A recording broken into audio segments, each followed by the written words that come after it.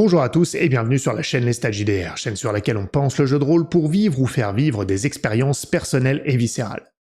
Et récemment, sur la chaîne secondaire Contes personnels et viscéraux, chaîne d'Actuel Play, on a diffusé la dernière session de la campagne de Kaku, La Marche. Dernière session qui, pour moi, s'est avérée être la meilleure session que j'ai vécue en tant que joueur, et je crois comprendre que ce fut la meilleure session que Kaku a vécue en tant que maître du jeu. Et si on l'écoute elle, c'est essentiellement grâce aux joueurs. Parce qu'ils ont fait preuve d'une grande créativité, ils ont fait des dingueries et ils ont amené l'histoire dans une direction complètement inattendue. Et je tends à être d'accord avec elle sur cette première partie, c'est-à-dire que oui, c'est une session qui a été dirigée par les joueurs, ils ont fait preuve d'une créativité assez impressionnante, il y a eu des sorties de route complètes, des interactions entre les joueurs aussi, donc tout ça est vrai. Cela étant dit, pourquoi les joueurs ont été créatifs? Parce qu'ils savent que leur créativité va être récompensée, qu'elle va être prise en compte par le maître du jeu. Il y a un terreau fertile pour cette créativité, même inconsciemment. Lorsque l'on voit que nos actions qui sortent des clous, les trucs un petit peu foufous que l'on réalise, sont inclus dans l'histoire et ont un véritable impact, font une différence par rapport à des actions ou des intentions plus simples, eh bien on a toujours tendance à réfléchir parce qu'on sait que ça a un véritable impact, que c'est pris en compte par le maître du jeu. Donc ce terreau fertile, il vient d'en haut, il vient du maître du jeu, qui doit permettre justement aux joueurs de s'exprimer. Je dis souvent que le maître du jeu est un facilitateur. Et donc, je voudrais faire cette vidéo sur comment on peut faire pour encourager les joueurs à faire preuve d'une créativité pour sortir des clous et générer ces histoires passionnantes. Alors quels sont ces éléments? Le premier élément, il est connu de tout le monde. C'est le fait de dire oui régulièrement en tant que maître du jeu. Je ne vais pas vous apprendre grand-chose sur ce premier point, mais je dois quand même l'aborder parce qu'il constitue la base de ce qui va suivre.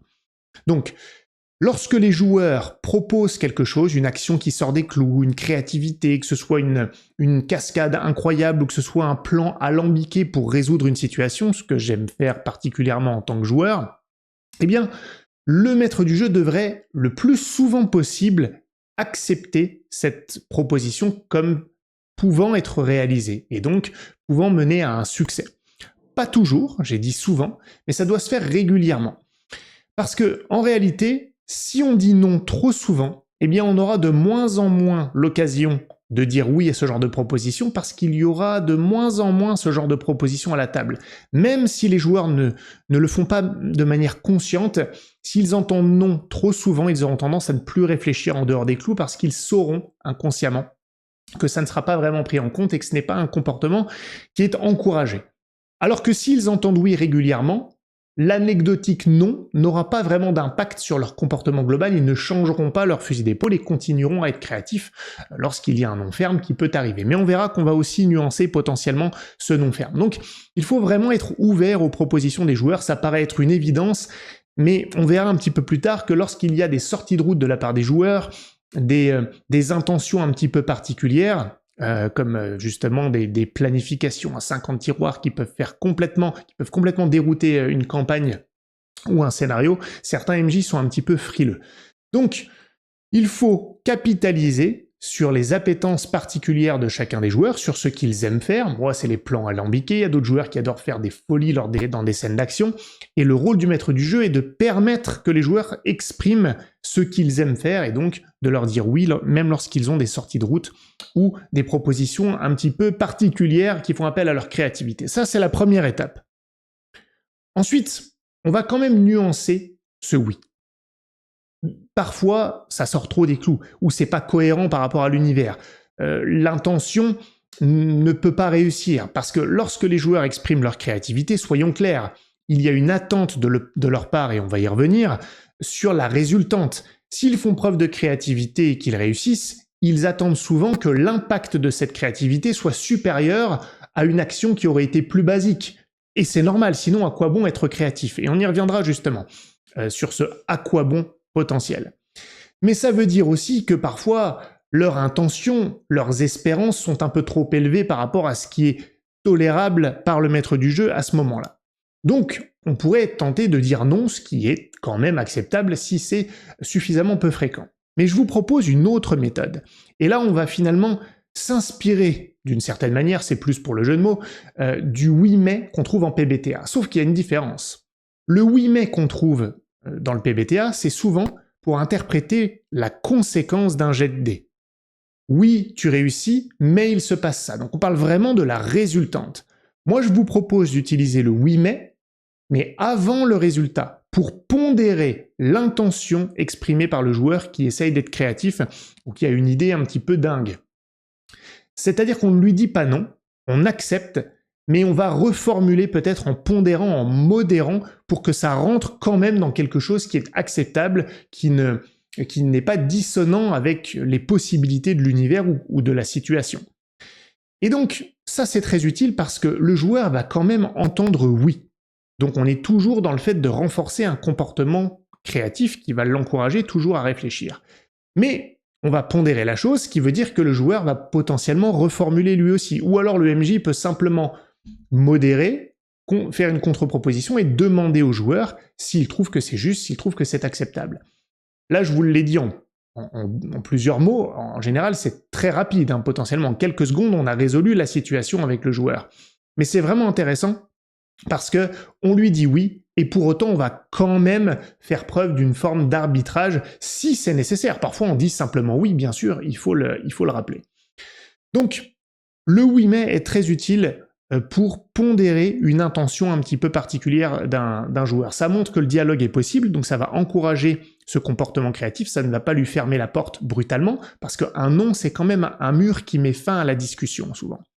Et puis justement, on va stimuler la créativité, on va la nourrir, parce qu'encore une fois, si on lui dit non, la discussion s'arrête, et il va peut-être retomber sur une action un petit peu plus basique. Alors que si on lui dit oui, mais, et que lui-même veut ajouter quelque chose, peut-être que finalement ce mais va lui faire changer d'avis, mais il va peut-être penser à autre chose, et ainsi sa créativité va poursuivre son cheminement, et c'est là qu'on arrive à des dingueries. Quand on fait réfléchir, quand on pense le jeu de rôle, on en revient finalement au leitmotiv de la chaîne, et je trouve que ce genre de comportement du MJ va renforcer le fait de penser, va amener les joueurs à penser leur créativité et donc à être plus créatifs. Ensuite, il y a un autre aspect. Parce que tout ça, c'est bien beau, on va dire oui, très bien, le joueur, ça va renforcer son envie d'être créatif, mais si la résultante est purement cosmétique dans la narration, et finalement ça n'a peu d'intérêt. Par exemple, si un personnage décrit une action de combat complètement dingue, le MJ l'accepte, mais finalement ça se solde par un jet de combat classique, et l'effet est le même qu'une attaque de base sur un test réussi.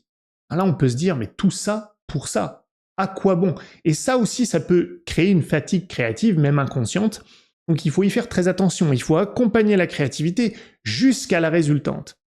Ça veut dire que si l'action ou l'intention particulièrement créative du joueur est réussie, eh bien, il faut qu'il y ait une conséquence tangible. Comme je le disais tout à l'heure, il y a souvent une attente particulière du joueur lorsqu'il fait preuve d'une grande créativité. Souvent, c'est pour qu'il y ait un coup d'éclat. Souvent, c'est pour accélérer la résolution d'une situation. Sinon, ça ne sert à rien de distinguer cette action créative d'une action plus basique. Donc ça veut dire que derrière, le MJ doit être prêt, s'il surfe sur cette vague-là, à donner quelque chose de bien particulier en cas de réussite. Et donc il ne faut pas que ce soit cosmétique.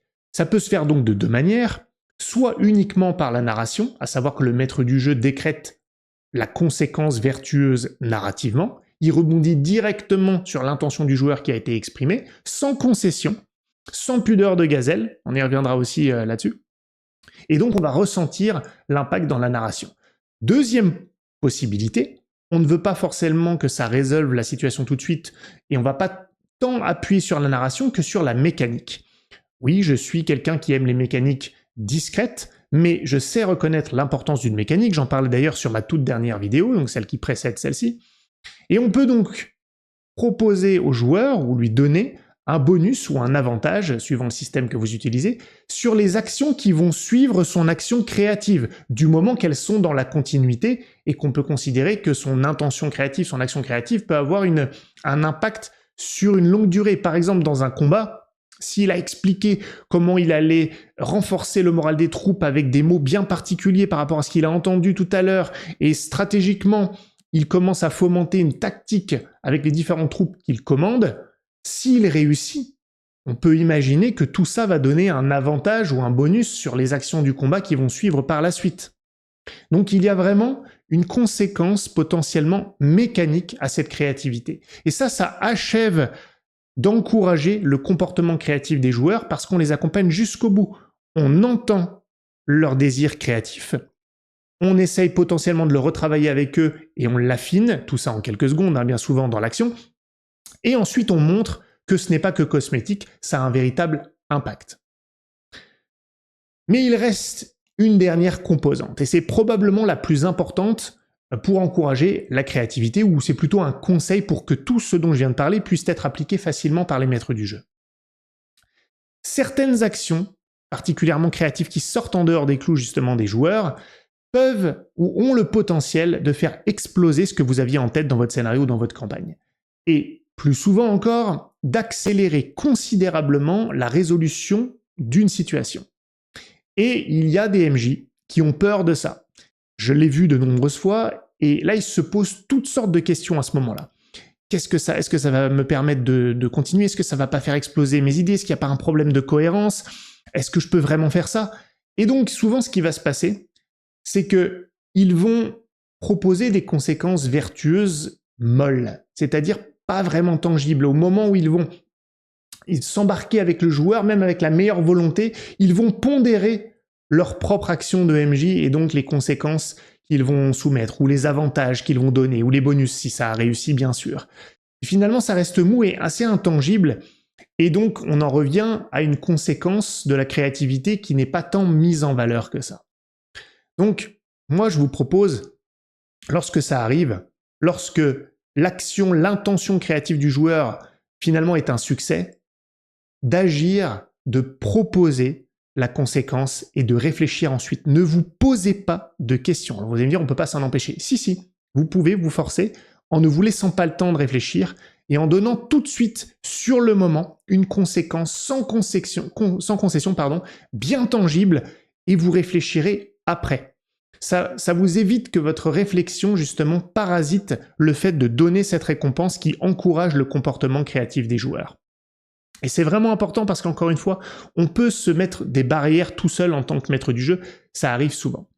Et donc je pense, pour en revenir à ce qu'on disait en préambule, que favoriser le comportement créatif des joueurs, les amener à aller chercher autre chose que des simples actions de base, en les encourageant, en les accompagnant et en leur montrant les conséquences de leurs actes, c'est vraiment le meilleur moyen pour que l'histoire se précipite dans des directions inattendues, parfois incroyables, qui mènent à des sessions mémorables, comme celle qu'on a vécue dans la dernière session de la campagne de Kaku, La Marche, que je vous invite à aller visionner bien sûr sur la chaîne secondaire.